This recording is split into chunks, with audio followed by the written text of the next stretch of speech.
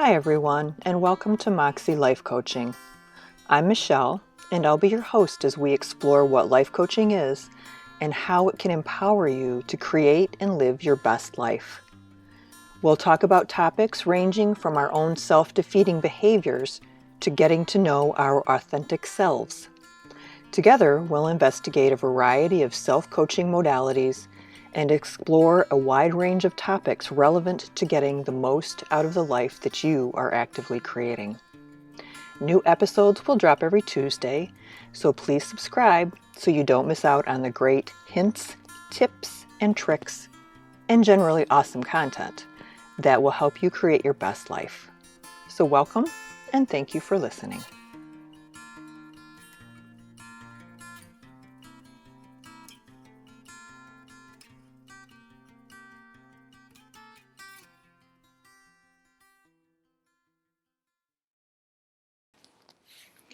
Hi everyone, and welcome back to another episode of the Moxxie Coaching podcast.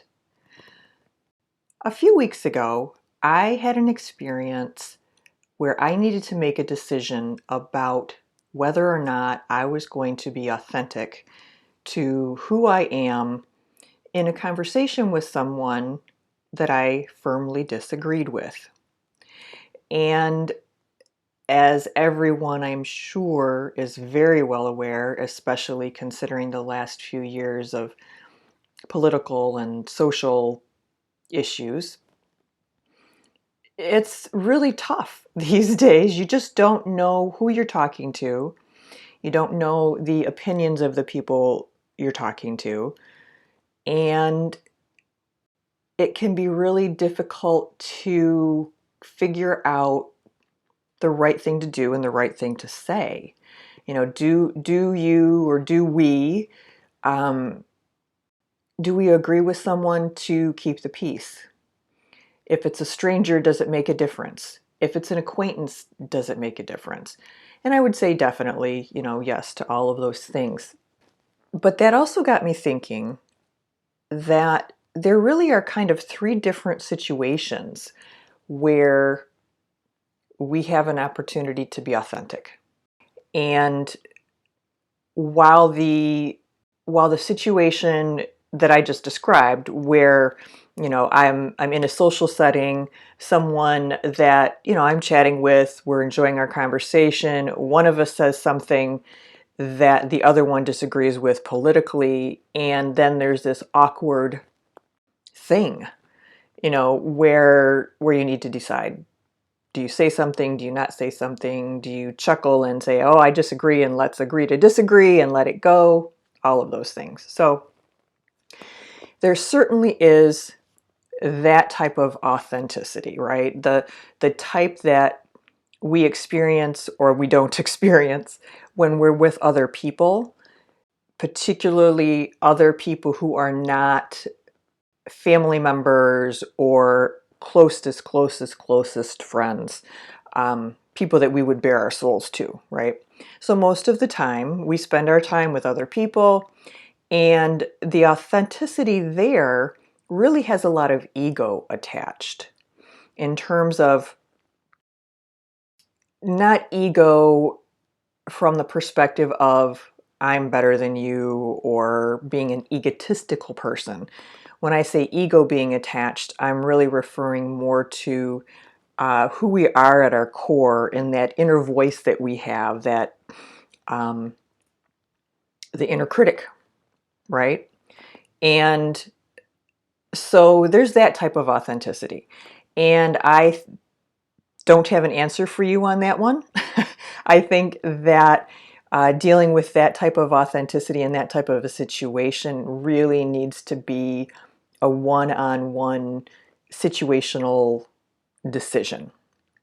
Well, let me back up. While I would love to say you should say what you feel whenever you want to say what you feel, I recognize that we live in a culture and in a society where we do need to get along with other people. So how do we balance that out? How do we balance out that aspect of ourselves, the ego, the egoic individual who has a hard time separating those egoic thoughts from the reality of what's going on. Another setting where authenticity shows up or doesn't show up is in the home setting or in the immediate family setting or in an environment where we're with the people who know us the best, where we're with the people who have seen us at our best and who have seen us at our worst, have seen us at our meanest and our saddest and our selfishest, all of those things, right? The people in our lives who are the core group that we deal with. And those people, we find it a lot easier to be authentic with, right? It's a lot easier to have conversations about politics or about sex or religion or gender or any of those things with the people that we know are going to love us regardless of what we do or what we say. But still, I would argue that those of us who are at least somewhat sensitive to those that we're interacting with on this level, that we would check ourselves if we were getting to a point where, well, you're going to lose it. You can't argue that you're just being authentic, so it's okay to lose it and, go after somebody and verbally attack them. So there are still situations in that context where authenticity needs to be checked. The last type of authenticity, and the one that I want to spend most of the time talking about today, is the authenticity that we are able to achieve when we can step away from the ego through meditation or yoga or other activities that allow us to get into a flow state. Now that we have the three types labeled, let's talk just a little bit about each of them. So the first type, that authenticity in a social setting, is maybe part of the reason that I have a tendency to be a little on the introverted side, is because it takes a whole lot of energy to maintain authenticity out in the world. And it takes a certain level of courage as well, I think. And it takes a great deal of emotional intelligence to know when you can be authentic and when it really just makes the most sense for everyone involved to go with the flow, keep your mouth closed kind of thing. Our society, and most societies in general, don't encourage or promote authenticity. You'll see commercials here and there, maybe one of the more progressive brands, where they're promoting people being authentic. For some reason, Apple pops into my head, but where they'll show people doing their own thing and loving it. But for the most part, our marketing and our everything is consumer based, and it's also based on essentially being like everyone else and why you should want to be like everyone else. So I don't really have any insight other than that. I don't have any recommendations. Like I said, I think it's a really tricky place to be. And I think it's a place that so many of us are finding ourselves in the last year or so, last couple years. So basically, I brought that one up because I wanted us to recognize that there are different types of authenticity, and that's the one that most of us spend most of our time trying to figure out. In terms of the second type, the authenticity that is around how we are and who we are with the people that we love, is in my mind, again, it's a balance. Um, I would do things, or do things with my husband that are my authentic self that I would never in a million years do in front of someone else. And I don't know, something I would wear, maybe the same pair of grubby yoga pants for 3 or 4 days because I was focused on work and just get up, throw my clothes on, and do my own thing.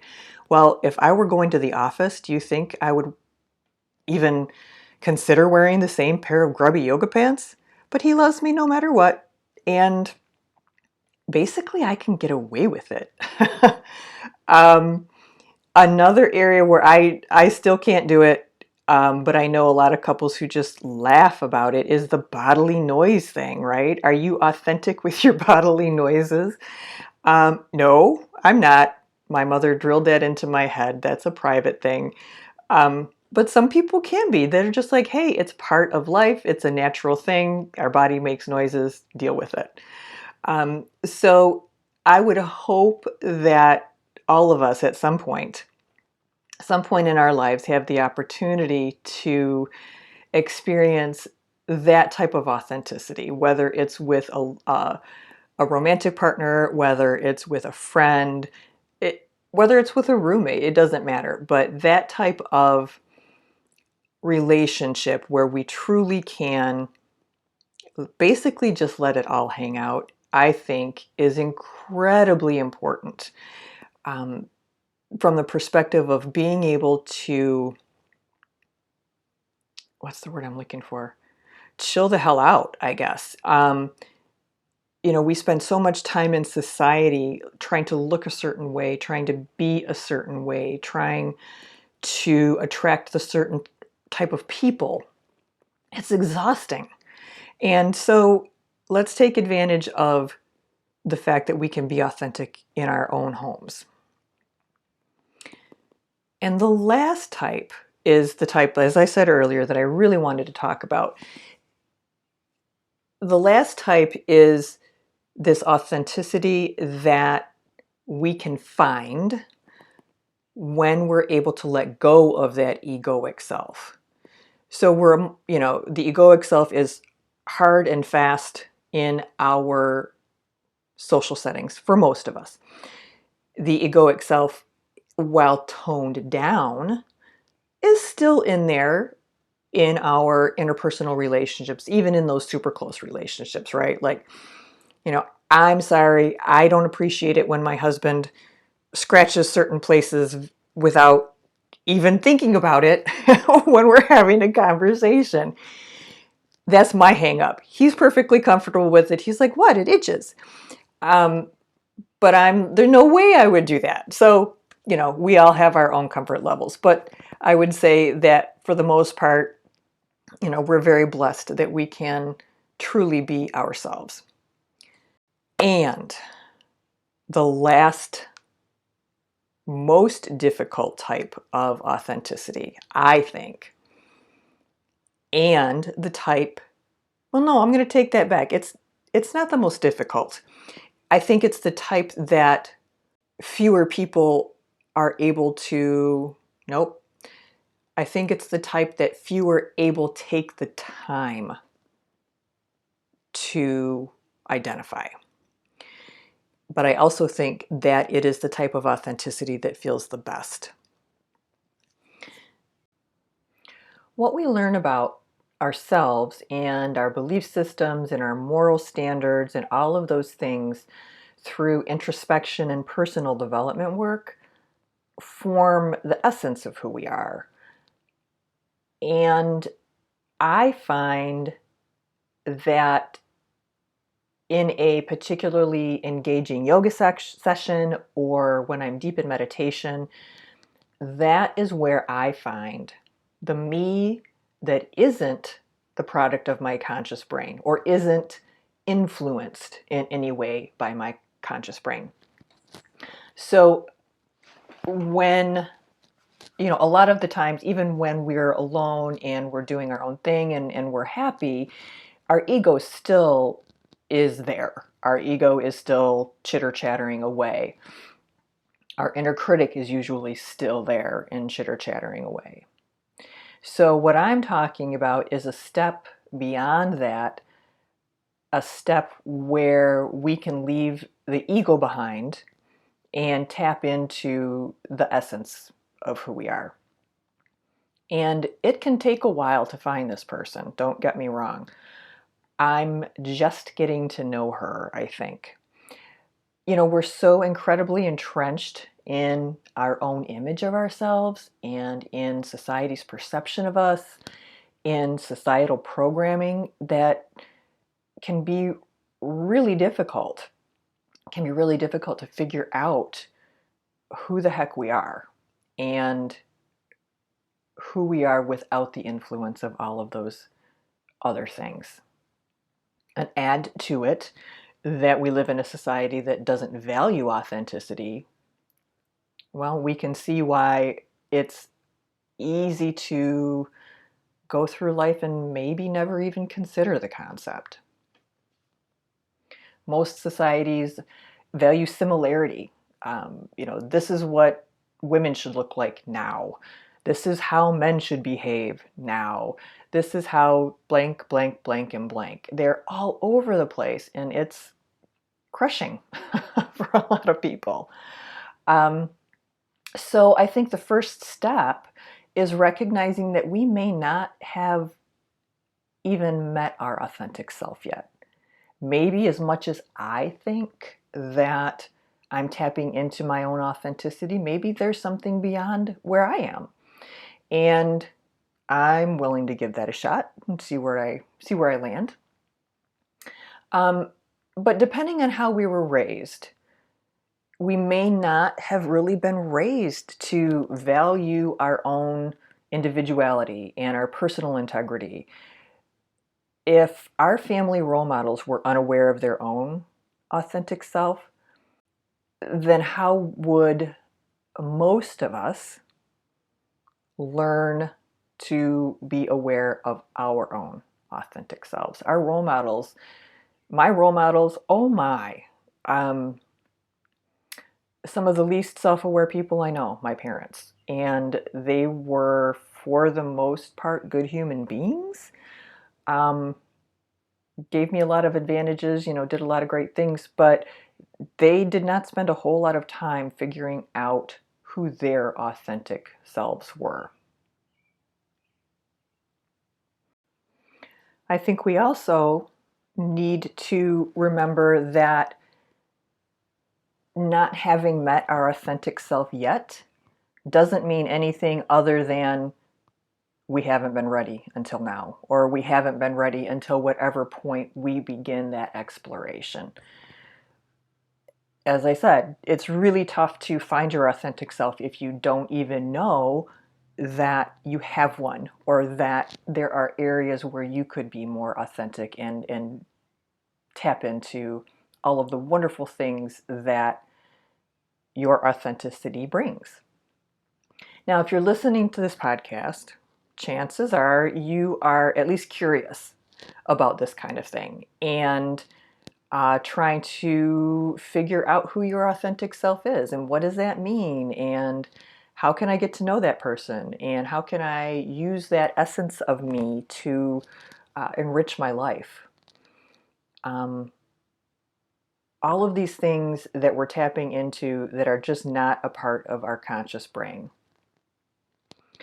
If we're never inspired to do this work, we might never know that we have an authentic self, and that's okay. I definitely do not want any part of this podcast, this episode, or any of the others to come across as we are the enlightened ones. Nope, we are here, we are still learning, and some people may go through their life and never access that because that wasn't what they were here to accomplish. Those of us who are all angsty and trying to figure out who our authentic selves are and all of those things, well, we're just at a different place. So for those of you who are inclined to do the work, here are some things that I think are worth considering. If you are one of the people who has considered these concepts, then I would suggest that choosing not to embrace our authentic selves is a little bit of a wasted opportunity to move forward as a spiritual being. If we're able to embrace that authentic self, we're able to better explore our reason for being, right? Our raison d'être, the French. Why the heck are we here? What are we doing? What am I trying to accomplish? What's my soul trying to accomplish? And if we know who we are at our core, we can use that information to try to figure out why we're here in this lifetime and what we're supposed to accomplish. And when we better understand that purpose, it's a lot easier to move our lives intentionally in the direction we want them to go, as opposed to playing pinball because society says you should go for this shiny thing, and then you should go for that shiny thing, and then you should go for the other one. So is failing to find your purpose or our purpose the end of the world? No, like I said, that is something that each soul will get to at whatever point in their series of lifetimes they get to it. But if you're here, please take the opportunity and do some of that work. Second one, I would say that by getting to know our essence, by getting to know our authentic selves, it allows us to make our lives as meaningful as possible for ourselves. You know, we have to first know who we are to figure out really what we want. And we really need to know who we are to figure out what we value and what we're willing to do to achieve that. Number 3, without knowing our true selves, I personally think that it's really difficult to grow spiritually and emotionally. Spiritual and emotional growth are difficult. It's hard. It's hard to look at yourself and look at the positives, look at the negatives, tap into that core essence. It's some work, right? And sometimes we find things that we maybe don't really like all that well. When we spend our days surrounded with other people, we live with other people, we work with other people, we have lunch with them, we do activities with them, all of these things, we spend so much time in our lives interacting with other people. But when it comes to our really, truly deep spiritual and emotional growth, all of those people, all of those distractions are not going to do you any good. We're on our own when it comes to spiritual and emotional growth. Whether we choose a traditional religious setting, whether we choose to immerse ourselves in yoga or meditation or energy work or whatever any of those things are, ultimately, it's our responsibility to, if we're interested, it's our responsibility to do the work to access that truly authentic self. Nobody can make us grow emotionally. Nobody can make us learn something. It's our work. No, you can't meditate for me. I can't meditate for you. It's a personal responsibility if that is something that you want to achieve. If you're someone who has a difficult time getting some time alone, and you're someone who really wants to start working on some of this personal development, figuring out a way to get that alone time is going to be critical. There is really no way that I can think of maybe short of some sort of hugely mystical experience, where we're able to access those authentic selves in the midst of the busyness and the interactivity of daily life. Spending time alone, spending time quietly is your best bet, at least to get started. I know that personally for myself, if I realized not too long ago that I was spending almost every minute of my awake time in front of a screen of some sort. And whether it was my phone because I was using that for work, whether it was my computer because I'm using it for work, whether it was because I was listening to a podcast in the bathtub, or doing something on my tablet in the evening. Either way, I was immersed. I was like, yuck, I don't even know. Just like all of this stuff, that the static that couldn't get through, right? And when I realized what I was doing and how I was feeling as a result of that, I put the podcasts away. I turned the tablet off earlier in the evening. I make a conscious effort to disengage from anything that entertains my brain without any work on my part. Now, yeah, a computer and I'm working, and yes, that's not really entertainment, but you see what I'm saying. It's that pull away from your core self, that you can't even access it because it's so buried under other things. We really just need that solitary time to think and to listen and to allow that authentic self to emerge. Once we're aware of it, we can start to embrace it. We can start the work of cultivating it into a fuller life. I also think that it provides a starting point for who we want to be. So that would be number 4.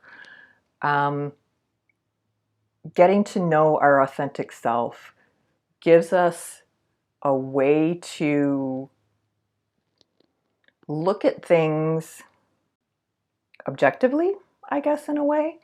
It gives us a chance to really recognize that what our internal and our soul's strengths and beliefs and weaknesses and dreams, that all of those things are, as opposed to our external physical self.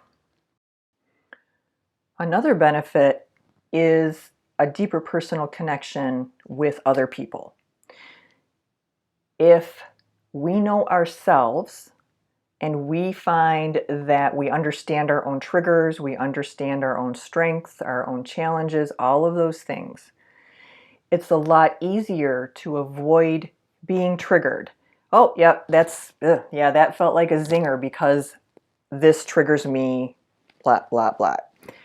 We don't necessarily make those same subjective assumptions that we might when we know ourselves that well. So what I'm saying is, we may not say, oh, they're being a jerk. I'm feeling this because they said that. And to be able to make that distinction, it's like, oh, they said that and it triggered me. Recognizing that it triggered you, why it triggered you, and being able to let it go, or being able to choose not to spend time with that person anymore. Either way, it sets up a situation where the people who are in your life, you are more deeply connected to. Number 6, as most of us are aware, we cannot control life. And we'll always be either responding or reacting to what happens in our lives. And for me, and probably for most people, the things that throw us for the biggest loops are the things that we didn't foresee happening. We didn't see this one coming. So having a clearer idea of who we are what works for us in terms of responding to things, the sooner we're able to tap into our authentic self, the sooner we're able to respond appropriately and basically acknowledge and embrace what's going on and facing it and looking at it as part of a lesson that we're supposed to learn that in some way, shape, or form is going to provide forward momentum. It's going to move something forward in our lives. Yeah, it feels crappy right now. Oh, I'm feeling sad. I'm feeling victimized. I'm feeling this. I'm feeling that. But I recognize that those are feelings. Those are not who I am at my core. Being able to separate those two things, I think, is a way to help us manage daily life a little bit easier. And the last one is in terms of finding a vocation. I'm very, very passionate about people enjoying what they do for a living. And I have probably, like most people, had my share of jobs that I did not enjoy. And basically have made a commitment to myself that I'm not going to do that anymore. That no longer will I do work that I don't enjoy. No longer will I do work that doesn't contribute to my soul growth and the betterment of society in general. Those are my two big things. And knowing that about myself has allowed me to really start to look more critically at what my vocation is. And when I say vocation, I'm not talking about my profession. I'm talking about my vocation. What is my true calling? What gets me excited to get out of bed and tackle for the day? That's what I wish everyone could have. And I think that having access to our true selves, our most authentic selves, helps us identify the things within us that are important, that we want to continue to develop, and that will help us make an appropriate choice in terms of what we're doing to bring in money. And I would like to just fully acknowledge that some people don't have that opportunity. I'm very, very, very fortunate in that I have that luxury, that I can make a choice about what I want to do for a living. And I recognize that. So I did not want to step over that. Some people, if you have to work fast food for a while because that's what you have to do, I respect the hell out of you for just doing what needs to be done. So, okay, that's a little caveat. In conclusion, essentially what I'm trying to get at with this entire episode is that it would be a real bummer to wake up on your deathbed and realize that by not getting to know your authentic self, you missed out on a whole lot of things. And you maybe didn't have the same sense of purpose throughout your life that you wanted to. And if we have that opportunity, I think we should take it. You know, failing to find our purpose in life is not the end of the world. Plenty of people either don't have an interest, again, don't have the luxury, have never been exposed. You know, there's all sorts of reasons that people don't find their vocation and find their life purpose. But if you have the luxury of having the opportunity to do that, my wish for you is that you take the time to do it. I don't think you'll be disappointed. All right, everyone. That's my wisdom for the week, for whatever it's worth. I hope you all have a fantastic week, and I will look forward to talking to you soon again. The next podcast coming out, I believe, is going to be another self-coaching with the tarot podcast. So if that's something that interests you, make sure you tune in and like and subscribe and do all of those other things. Thank you so much. Be well.